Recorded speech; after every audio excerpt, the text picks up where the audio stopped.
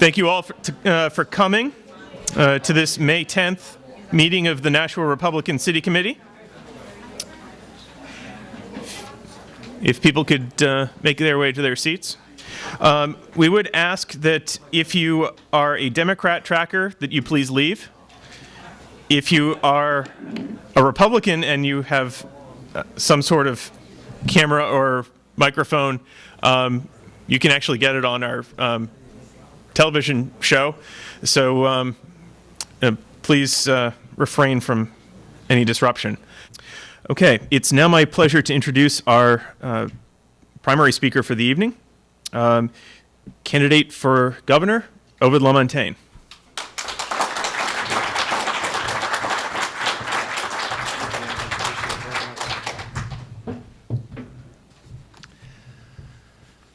It's great to be in Nashua. It's great to be in New Hampshire. It's great to be an American. And are you ready to fight for freedom and liberty here in Nashua? Yes. Are you ready to make sure that Barack Obama is a one-term president? Yes. And are you ready to make sure that the Republican Party, a Republican governor, is elected in New Hampshire in November 2012? I'm here to talk to you and to ask you for your support because I'm asking you to help me be that governor. One that can stand for the people in this state the way the 10th Amendment intended. You know, we have to continue to remind ourselves about the core principles upon which our nation's founded. And these are things we can't take for granted. We have established in this country, by the founding of this nation, a country where we, the people, through our states, formed a national government of limited powers. And under the 10th Amendment, we made very clear something that James Madison himself thought was so obvious that he didn't even think we needed a 10th Amendment. We made it very clear to government in Washington that whatever powers are not expressly delegated to you are reserved to the states and the people. And I'm here to tell you that New Hampshire and states across this country need strong conservative leaders who are ready to tell Washington, we're taking the power you've taken from us back. We're reserving power in New Hampshire. We want Washington out of the classrooms of our schools, out of the operating rooms of our hospitals, out of the boardrooms of our corporations, so we can chart the future for ourselves, our children, and our grandchildren. Do you think the people in New Hampshire are better equipped to decide what to teach our children than Washington policymakers? Yes, we are. All right, next one, we're going to be a little louder. Do you think the New Hampshire people are better equipped to decide how to take care of our citizens when it comes to their health care needs than policymakers in Washington? Yes. All right. And do you think the New Hampshire people are better suited to regulate our economy, to liberate our businesses than people in Washington? Yes. Yeah. All right. Well, thank you. And join me, please, in asserting our rightful place here in America. I'm a fourth-generation New Hampshire native, the son of New Hampshire farmers, mill workers, and dentists. And if growing up the son of a dentist doesn't build character, growing up with a name like Ovide does. You know that. It's a tough name, but it builds character. And I'm proud to be a New Hampshireite. I believe in our state. And I think I bring a kind of wealth of experience and leadership, real-time leadership experience to make a difference for the state and for her people. I ran for United States Senate in 2010, largely because of the concern that I know you all share, and that is that Washington is out of control, our governmental systems are out of control. And I wanted to go to Washington to represent the state and the people, to bring the federal government back into the four corners of the Constitution, to balance our budget. How about this? How about supporting a budget to begin with, but to have a balanced budget, to make sure we took care of international immigration issues and our commerce and so forth, but to devolve power back to the states and the people. Well, the people of New Hampshire came awful close to nominating me, but we decided to support Kelly Ayotte, and I'm proud to call Kelly Ayotte my U.S. Senator. Are you? Yes, I am. She's doing a wonderful job for us, but we know intuitively that it takes more than sending conservatives to Washington. It takes strong leadership at the state level. And so in a large way, I'm running for governor for the same reasons. trying to restore power over people here in the people's hands and trying to wrest ourselves away from Washington dependence. People say to me, how do we know you really believe this? I try to remind them that among my leadership experiences, real-world, real-time leadership experiences, I served as your New Hampshire State Board of Education chairman in the 1990s. I'm a former high school teacher before I went to law school. My wife, as you know, Betty, is a former teacher as well. I was chairman of the diocesan school board, our Catholic school system, and Governor Merrill nominated me, and the executive council confirmed me, and I don't forget that there's an executive council serving with the governor. And during my tenure as chairman of the State Board of Education, we did some very important things, and one of them was to send a message from New Hampshire around the country that when it came to the latest federal power grab over education, and that was called Goals 2000, our state was the only state in the country whose Board of Education, under my leadership, said no. We don't want more federal control over our schools.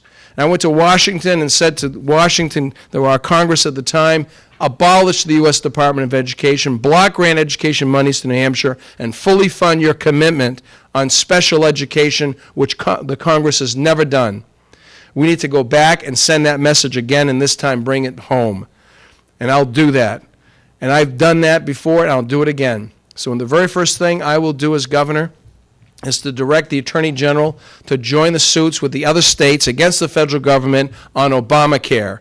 We need to stop Obamacare and do everything we possibly can to avoid it being implemented in New Hampshire. And I'll take that step. The New Hampshire Constitution empowers the governor to bring an action in the name of the state and the people, and if the Attorney General tells me I've been appointed by a Democratic governor, I like Obamacare, I'm going to say, fine, I'll do it myself. I'll bring that lawsuit myself, and we'll work with our health care providers, our hospitals, our insurance carriers, and the people and the doctors to try to reform our health care delivery system. I practice law in health care. I represent Catholic Medical Center. I've spent a number of years learning about how affected this system is, adversely affected by current government rules and regulations, both here in the state and from the federal government. What we need are free market reforms. I was honored this week to have Steve Forbes' endorsement and to have him come to New Hampshire to visit with us and to campaign with us. Don't you think New Hampshire and America would be better off by leaders like Steve Forbes in office? Huh? Steve Forbes understands the power of free markets. He articulates it quite well. I recommend to you, if you haven't read it yet, his book called How Capitalism Will Save Us, which is a great book. It's a primer in a way about reminding us about free markets. And he makes a very compelling case that free markets, free enterprise, are a moral system where you align the interests of the marketplace with the production of entrepreneurs, and resources follow need and demand. Government, big government, is amoral at best, and a lot of times immoral by intervening in the marketplace and taking away resources and picking winners and losers. It's through free market reforms that we've seen in the world now cell phones all over the place. And Steve Forbes uses an example on Tuesday when he was in our office with 200 of my closest friends celebrating free enterprise. He says, could you imagine if the government did for cell phones what it did for health care? We'd still be having cell phones in the size of shoe boxes, costing thousands of dollars, and there wouldn't be enough of them. We have 5 billion cell phones around the world. Virtually everyone can have access to it almost for free, unless you want to buy one of those fancy models. And that's because the free market worked. Free market can work in healthcare. I want to work to open up our marketplace for additional insurers. I want to make sure that people have access to healthcare, whether it's through their employer or individually. We should allow employers to risk pool, and we should deregulate the healthcare market. The second thing I would do as governor is to put a 90-day moratorium on any new rules and regulations and require our agencies to go back to the drawing board and to develop an economic impact analysis and tell the cities and towns and the families and the businesses of our state what it's going to cost to implement or promulgate that latest rule and why it is that that cost is worthwhile, what value it gives. And then I want to see those reports. I want the people to weigh in on those reports, and then I want to get into the business with the agencies of deregulating, repealing rules and regulations. We ought to be a place where New Hampshire becomes a destination, a refugee state for entrepreneurs, because we are deregulated. And we're going to move in that way. I think that we allow, in New Hampshire, what's happened in Washington, and that is the executive branch to take over lawmaking authority, which belongs to the legislature. The executive branch shouldn't be making laws, and yet we do every time there are new rules and regulations that are passed, which is why I support a biennial session for the legislature. 1 year on, 1 year off. It will allow for people to come to the legislature from business and not have to leave their businesses behind, because right now we've got the legislature, those of you in the House and the Senate, thank you for your service, first of all. But you know what it's like. You got 1,000 bills, and they all see the light of day. If we were to act in 1 year, take care of our budget, any major pieces of legislation, and then take the second year to study the bills, we could have bills that are robust, complete, and those bills should not have rulemaking authority in them. They should be so complete that you don't need rules and regulations. I support shrinking the power of the executive branch. How about that? I'm running for governor to shrink the power of agencies in our state. And to lead regulatory reform. And then to change the culture of government in Washington and New Hampshire. Well, Washington certainly. I'll let other people work on that. But in New Hampshire, so we become a sales and service culture. So dealing with our state government should be something about service, not punishment. That our regulators, so-called, or at least people in agencies, are working with the business people to try to troubleshoot. And one of the things I'll do as governor is to appoint a business advocate on my staff. One person, at least one person, who has an 800 number, who can be called by businesses, who will troubleshoot with those businesses to get through any regulatory challenges, who will be out in the community holding business forums to find out where there are problems in our state for business development, job growth, job creation, business startups. We should be the Delaware of the Northeast in terms of ease of compliance, capital formation. It should be easier to get loans for commercial enterprises than anywhere else. And we know this from the passage of Dodd-Frank. We're supposed to keep exempt small community banks. It's crushing them. And we need to fight on that side to make sure that our businesses, our investors have access to investment, as well as our businesses have access to capital for capital formation. Because you know this, lending capital is the lifeblood of small business. And small business is the backbone of New Hampshire's economy. And secondly, the workforce, the ability of our businesses to hire qualified people to work, is a very important part of business expansion. And we need to make sure our educational system provides the workforce that our businesses need, and that we lead in aligning the interests of our employers with that of our educators. Too many times we allow our education community to decide this is what students need to learn without consulting the people who are going to employ them, and with not considering what the needs are to be a functioning, successful person in society, in our current modern society. I believe in education reform, and I think that we need to start by making it easier to create charter schools, looking at open enrollment within the public schools, and making it more effective for parents to educate their students at home by freeing, again, the homeschooling marketplace, and partnering with private education as well. For purposes of higher education, I propose an earn-to-learn program, or a learn-to-earn program, that would allow individuals to enter a course of study and get a degree that will lead to a job in a particular business. So if BAE says it needs 5 engineers a year in a particular area, say fiber optics, that we would work with a community college or a university to develop a BAE course of study. And a student who's accepted there may have some scholarship support from BAE, is mentored by them. When they graduate, that student's committing to work at BAE, and BAE is making the commitment to work there. And we can do that for small and large businesses alike, and we need to align the interests, again, of the employers as well as our schools. everything I hear around the state, you know, is what the message has to be in this general election. And that's about the economy, and to quote to recite a famous quote, we know it's the economy and we're not stupid. We're not stupid. We are the party, we are the people who have the right approach to jump-starting our economy, to lead an economic renaissance in New Hampshire and in this region. And we're going to do that by a number of things, and reforming state government is certainly one of them. We need some basic things to happen. We need to do zero-based budgeting in Concord, not maintenance budgeting. We need to, again, to do regulatory reform, and we need to find a way to try to wring out of the system inefficiencies on our business taxes, inefficiencies with the way we deliver services. Why is it the Department of Transportation has drilling equipment when private companies have drilling equipment? Why is the Department of Transportation paying the infrastructure costs there? Why does the state own cars as opposed to reimbursing on mileage or leasing cars? There's a number of efficiencies we can realize, and so we're bringing together people from the private sector to help, and Steve Forbes helped with that. On Wednesday morning, we had a business roundtable with volunteers from around the state who are working with me on policy areas so that we're ready on day one to bring to New Hampshire state government the reforms that the people expect, and we'll be talking about that more as we go forward. Thank you, Linda.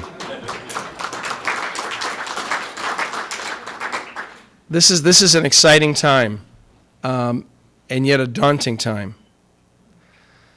You know that we have to win in November of 2012. Imagine, if nothing else motivates you, imagine what it would feel like to wake up on the morning of November 7th, to walk down to the kitchen table and see your children, grandchildren, your loved one, and to look them in the eye and say, Barack Obama was reelected president. Imagine what it'd be like to say, and Maggie Hassan is our new governor, or Jackie Silly. We can't have that. And we can't have that because what they propose to do is wrong.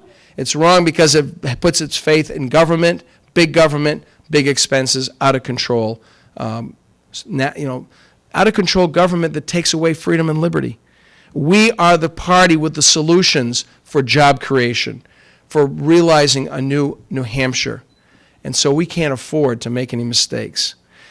And I'm really impressed always when I come to Nashua about the number of people who come to your monthly meetings. You've got a great leadership team. We've got some great supporters here in New Hampshire and Nashua, and I'm humbled by the number of stickers I see on you. We have to continue to work to recruit new people to our party. Governor Sununu said in 2010, he said, talk, in that way. Whoops. Don't lose the gavel. Talk, and talk to people about what we stand for, what we believe in. Talk to people about the Republican Party. I say invite. Not only talk to them, but invite them to these meetings. Invite them to our cause. I'm inviting you to our campaign team if you haven't signed up yet. We're going to be kicking off or opening our office, our headquarters, on Saturday morning, or Saturday afternoon, 1:30 to 3:30. Signs will be available for people to pick up. We'll have some refreshments and so forth and some fellowship. So please feel free to join us and invite you to come. We're going to be at 1750 Elm Street, which is the New Hampshire Fire Insurance Building. For those of you who have lived in New Hampshire for a while, it's now the Brady Sullivan Tower. It's that white building on the Amoskeag Traffic Circle. And I ask you to bring friends too. Some of you know we've had some wonderful leadership here in Nashua in terms of organizing an O Depot network.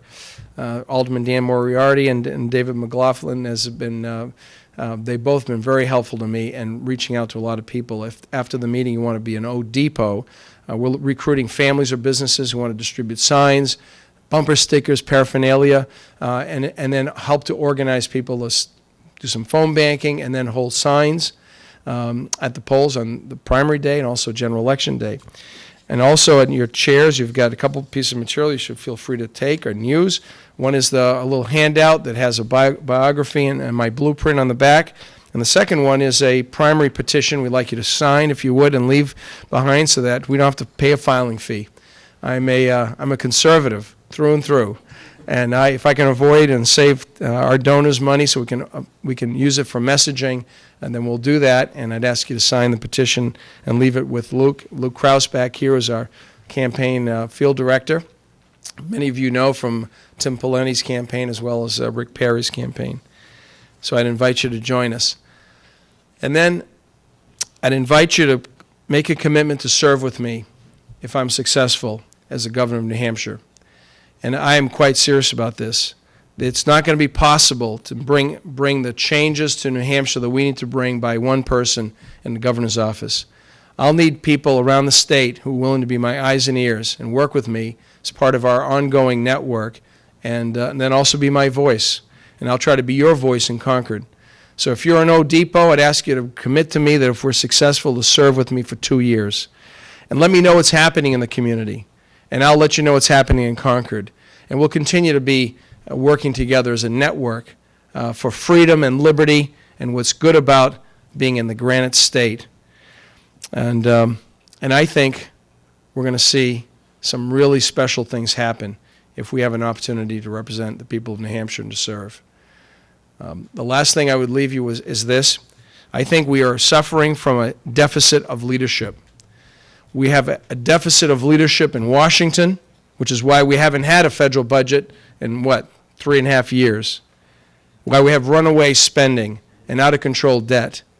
And we haven't had leadership in Concord until recently by some of our leadership in the House and Senate that have brought some discipline to the budgeting process, put in reforms and working for reforms like, how about voter ID?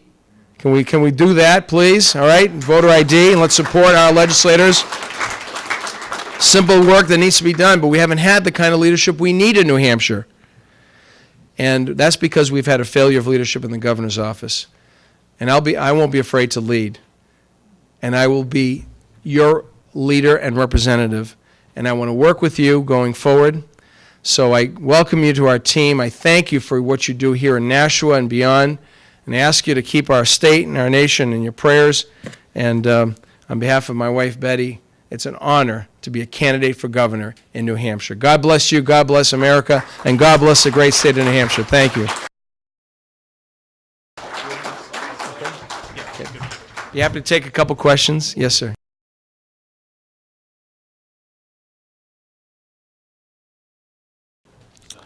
Well, I'm glad you asked the question. Right to work does not eliminate collective bargaining. Right to work frees employees to make a decision as to whether or not they will become part of the union. When I announced for governor on September 19th, I received a call from a woman in Manchester who said, "I'm so pleased that you stand with right to work and support it." You can't eliminate private collective bargaining. There's a fundamental right of individuals to collectively bargain. State employees have a privilege to collectively bargain. That is, they don't have an inherent right like private employees do. And so we need to continue to work with our employees at the state level to make sure they understand that this is a privilege of theirs. And so we have to some things we have to deal with, like pension reform, which we'll have to work with them on. But they need to understand and be reminded that their collective bargaining right, the collective bargaining they have is a matter of privilege, not of right.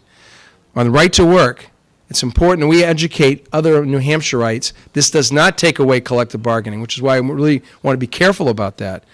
People on the other side of the issue are, I think, using scare tactics and saying that that takes away collective bargaining rights. It doesn't. What it does is this.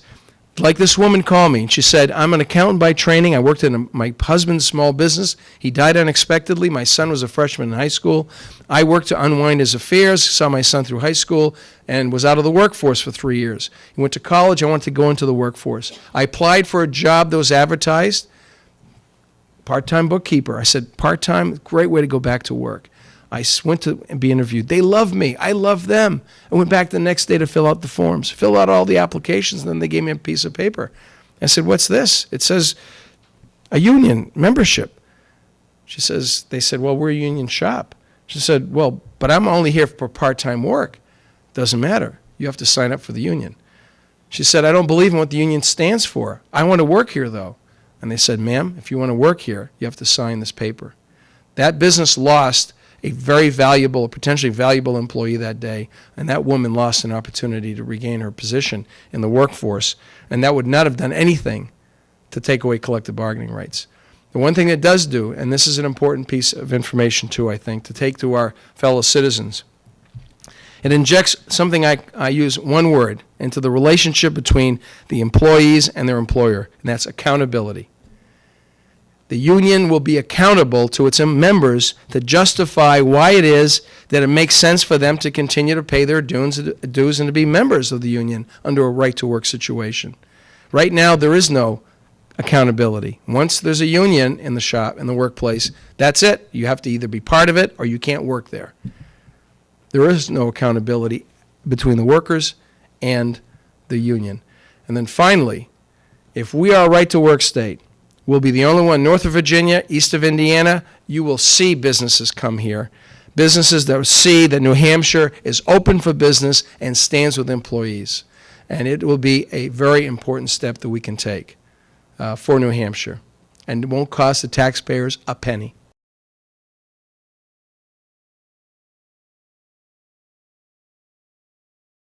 Well, I haven't seen the op-ed on it, but I do believe that we need to have this process in place. And the Attorney General has plenty to do and shouldn't be meddling in the affairs of the legislature and trying to deal with the people's business. The Attorney General is there to serve the people of New Hampshire, and there are a lot of things that should be done that haven't been done there in that office. So I'll leave it at that. When I'm governor, the Attorney General will know that that person is working as part of the executive branch, a constitutional officer or not. There's an accountability within the branch, and there's a way to deal with other members of other branches of government.